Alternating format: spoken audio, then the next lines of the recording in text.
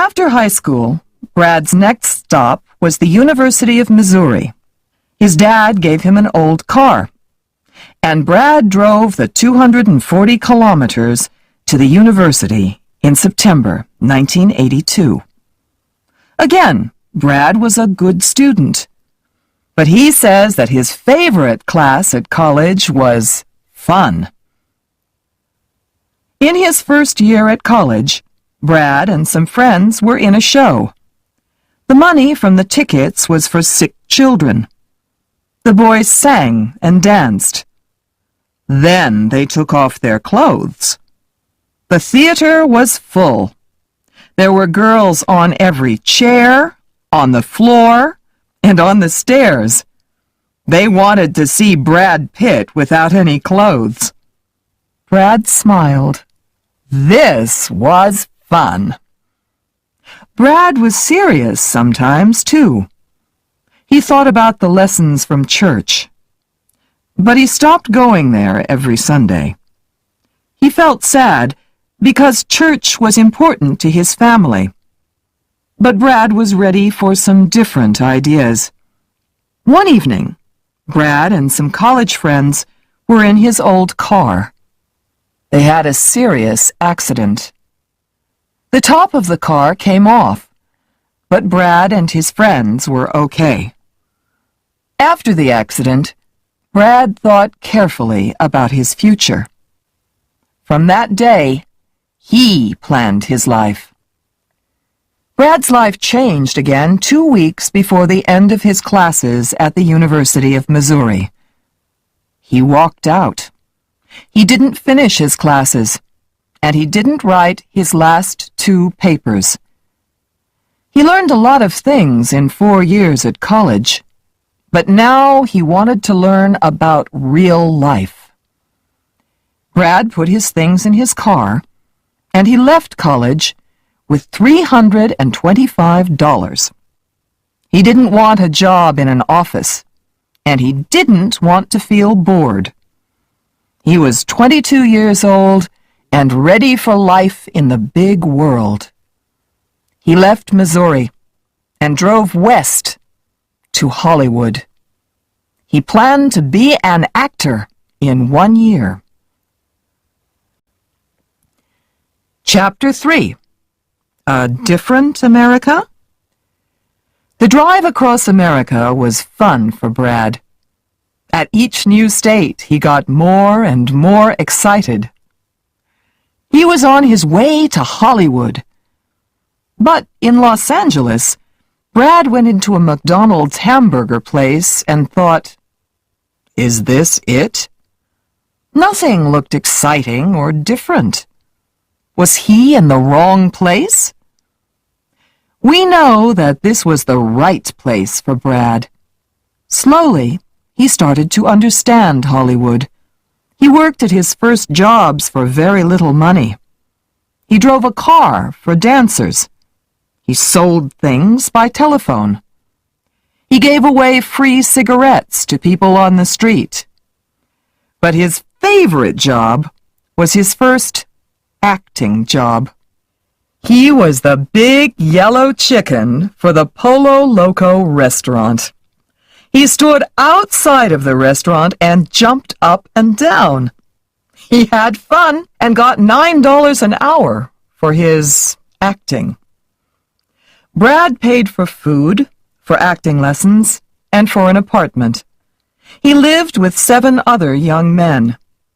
Brad said, "There were 2 of us in the back room, 2 in the other little room, 4 in the living room. No beds or chairs. We had a telephone, a bathroom, and a little kitchen. We slept on the floor." Brad worked hard with his acting teacher for months. Then he got a very small role in a TV program. In his first role, he didn't say anything. In his second, he said 1 word. He called his parents when he got his first important role on one of the biggest programs in the 1980s. Dallas. He told them, "I'm not a student here in Los Angeles. I'm an actor. "I knew it," said his father. Everybody watched Dallas in 1987, and everybody saw Brad on it for 5 weeks. He played a good-looking but not very intelligent teenager. He was 23 years old at the time. It wasn't an interesting or difficult role, but more and more girls fell in love with him. Chapter 4. Acting, the Early Years. Things began to happen quickly for Brad after Dallas. He had roles in TV programs: Head of the Class, 1988, 21 Jump Street, 1988 with Johnny Depp, and 30-something, 1989. He had work in movies, too. A Stoning in Fulham County, 1988. Across the Tracks, 1991. And other film work. Brad learned more about acting from every role. He also often found a new girlfriend when he got a new job. He fell in love easily. He dated Shalane McCall from Dallas for 2 months. Shalane says, "I loved Brad more than anything in the world." At the end of their romance, Shalane cried for 3 days. He dated Robin Givens from Head of the Class for 6 months. Robin Givens was the wife of a famous fighter, Mike Tyson, before she met Brad. One night, Mike Tyson came to Robin's house. Brad was there, and Tyson was not happy about that. Robin did not want Tyson to hit the prettiest face in Hollywood. Brad went home early that evening. Brad also made a TV advertisement in 1988 for Levi's jeans. This was an important job because women in Europe saw Brad without a shirt for the first time. They wanted to see more of the Levi's jeans boy with a sexy smile and beautiful body. Brad learned a lot about life, too, in his first 4 years in Los Angeles. He carried a notebook with him when he worked on TV programs or movies. He liked to do pictures of buildings. He also studied and read in his free time. But he wanted more. He wanted an important role in a movie and a serious girlfriend.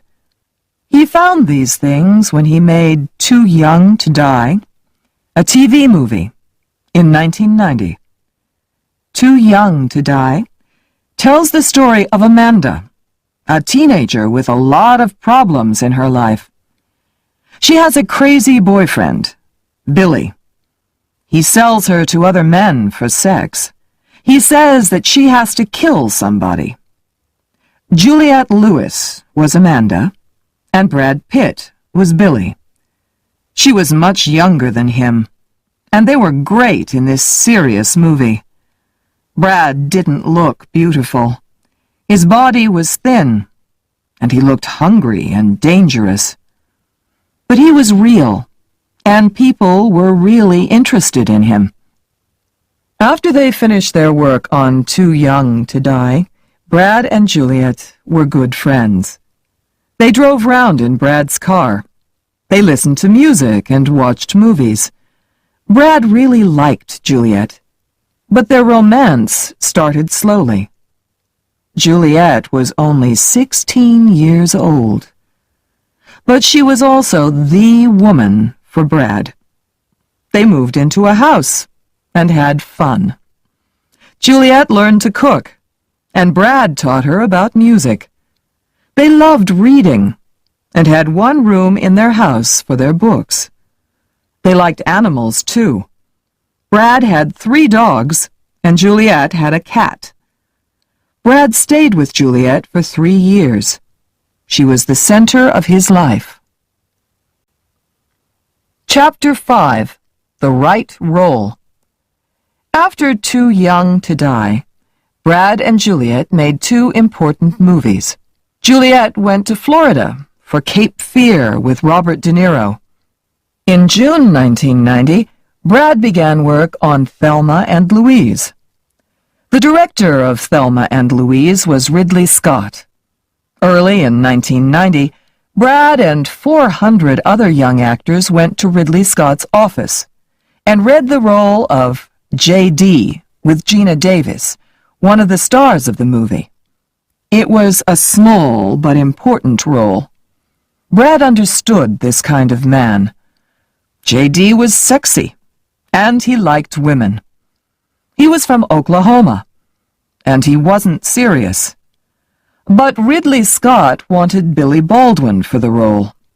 Then, suddenly, Billy Baldwin had a bigger role in a different movie. Backdraft, 1991. He couldn't do Thelma and Louise, so Ridley Scott called Brad Pitt.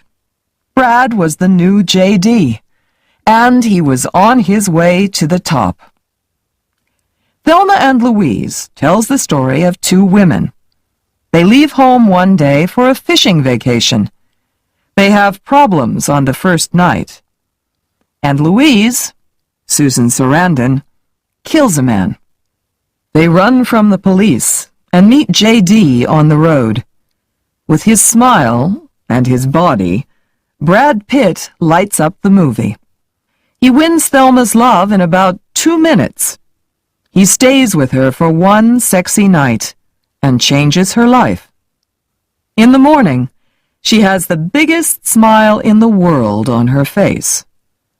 Then J.D. leaves quietly with Thelma and Louise's money. One night of love costs the women $6,600. Brad was in Thelma and Louise for 14 minutes, but now he was a star. Everybody on the movie says that Brad was friendly, nice, and fun. Brad loved working with all those great people. He says, "It's the same as in tennis. When you play with a great player, your game gets better." But he had one problem.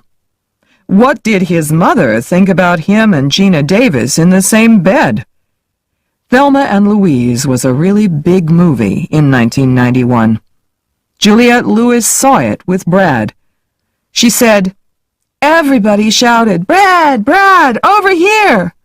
It was crazy." They all wanted him. Another teenage girl saw Thelma and Louise in 1991 and loved it too. Her name? Gwyneth Paltrow. She met Brad 3 years later, and something interesting happened. Chapter 6. Life After J.D. After 5 years in Hollywood, Brad was famous. Directors wanted him in all kinds of movies, but they wanted another J.D. Brad wanted different roles. He always says, "I want my work to stay interesting." His next 3 movies were all very different from Thelma and Louise. One of them, The Favor, was a mistake. It was a weak romantic story, and not many people saw it. Then Brad starred in Johnny Suede. He was a strange, sad musician. Every day, Brad sat in a chair for 2 hours before his hair was ready. The movie won some awards, but not many people saw it. Brad says, "I like it, but my parents hated it." It was a strange movie for them. Next, he made Cool World with Kim Basinger. It was an interesting idea, but it didn't work. After these 3 movies, Brad had to be in another big movie. His next job changed him from an interesting little star from Missouri to a great big Hollywood star. A River Runs Through It is a big, beautiful movie, and it has a famous director, Robert Redford. Brad played the role of Paul. He is the younger, wilder brother in the movie. He is smart and good-looking on the outside, but he is sad and dangerous on the inside. Brad learned to fish for this role. He learned on the top of tall buildings in Hollywood and in his friends' swimming pools. Then he went to Montana and fished in a real river. A river runs through it was good for Brad. He learned a lot from Redford and enjoyed working with him. Most of the newspapers liked Brad in the movie, and it made a lot of money. But Brad wasn't happy with everything about it. Paul looked weak and too pretty. He was always in the sun with beautiful hair and a big smile. For Brad, Paul had more inside, but the movie didn't show this. Chapter 7. Two Strange Roles. Between 1993 and 1995, Brad Pitt made 6 important movies. Some of them were important because a lot of people saw them. All of them were important because they were intelligent movies. He was famous after Thelma and Louise and A River Runs Through It. But his feet stayed on the ground. He thought about his new movies and took the difficult, interesting roles. In 1993, Brad and Juliette Lewis lived in the same house, and they wanted to work together again. They were excited when director Dominic Sena wanted them for his movie California, 1993. They had the 2 most difficult roles. "I asked for it," says Brad. "You take a movie because it's hard, not because it's easy or the same as before." Brad plays Early Grace, a crazy bad killer, and Juliette is his waitress girlfriend, Adele. Brad looks almost ugly in this role. He has long, dark, dirty hair, and he wears dirty t-shirts and old pants. Brad and Juliette were good in California, but the movie didn't make much money. Brad says, "I went to bed one night and it was in the movie theaters. I got up the next morning and it wasn't there." Maybe the story was too depressing for most Americans. In his next movie, True Romance, Brad had a small but important role. Brad liked True Romance because Quentin Tarantino wrote the story for it. After Tarantino's movie Reservoir Dogs, everybody in Hollywood wanted to work with him. Brad plays Floyd, the strange friend of Christian Slater, the star of the movie. He has long hair and a sleepy look on his face. He lives in front of the TV and says the wrong things to the wrong people. This makes problems for his friend. Brad finished True Romance in February 1993. At the same time, he ended his romance with Juliette Lewis. After 3 happy years, she wanted to marry Brad, but he wasn't ready. He loved Juliette, but he moved out of their house. He couldn't be as serious as Juliette about their future. Brad and Juliette also had another problem. Juliette and a number of other Hollywood actors, John Travolta, Tom Cruise, Kirstie Alley, were serious about the Church of Scientology. This was fine for Juliette, but Brad wasn't interested.